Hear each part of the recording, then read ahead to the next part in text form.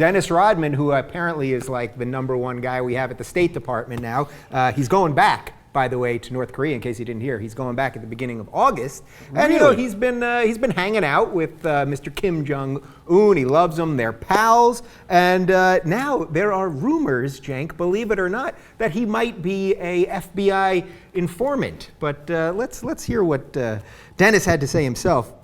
He said, "I've been contacted by the FBI and I met them. They wanted to know what went on and who's really in charge in North Korea. I have been invited back to North Korea in August and I want to go. I'm not a total idiot. I know what Kim Jong-un is threatening regarding his military muscle. I hope it doesn't happen because America will take whatever actions to protect America and our allies."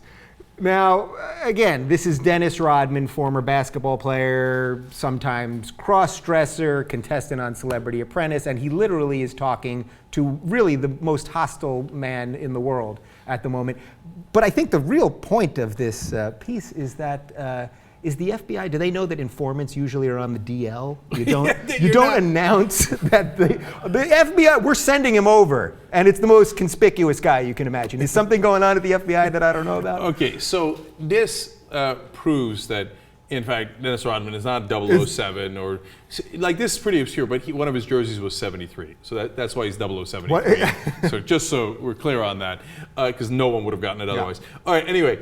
Like, some people think, like, oh, he's actually a double agent. He's going to Kim Jong-un and he's going to the FBI. No. If he was a double agent, you wouldn't say in the press, oh, yeah, I talked to the FBI. Unless it's at such a high level that he can do that. Like, whoa, did I just blow your mind? I know. He's doing Princess Bride with Kim Jong-un. Or it could be the cup in front of you. Yeah. Inconceivable. Yeah. I'm not sure you know what that word means. So, look, and the incredibly dumb part of this is, like, first, it was dumb when he went in the first place and praised Kim Jong-un. Right. So it's one thing to go, and they did a documentary there. Vice I respect a lot, so I'm curious about how that's going to wind up, right? So I get that part of it. But then to say that Kim Jong-un is a terrific guy and all that stuff, that's just Kim Jong-un acceptable. And so, here all week. Okay, anyway. Try the veal, folks. Right. And then, so he praises him and praises him. And then he comes back and he says, oh, yeah, I talked to the FBI. And then to triple insanity, he's going to go back to North Korea. If Kim Jong-un thinks that you somehow gave information to the American authorities, you're playing with your life. Now, look, his dad kidnapped other celebrities from, like, South Korea, etc., because they were famous movie stars, and he liked their movies. So he kidnapped them and made them play out movies in his room. Okay, this is the family that Kim Jong-un comes from. Yeah. And so you think he might, and he loves Dennis Rodman. Why?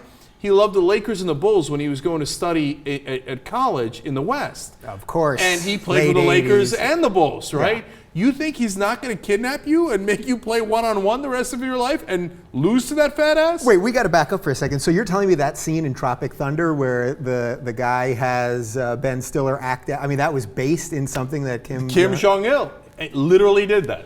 That is incredible. I know what you're thinking. It sounds like it's Kim Jong unbelievable.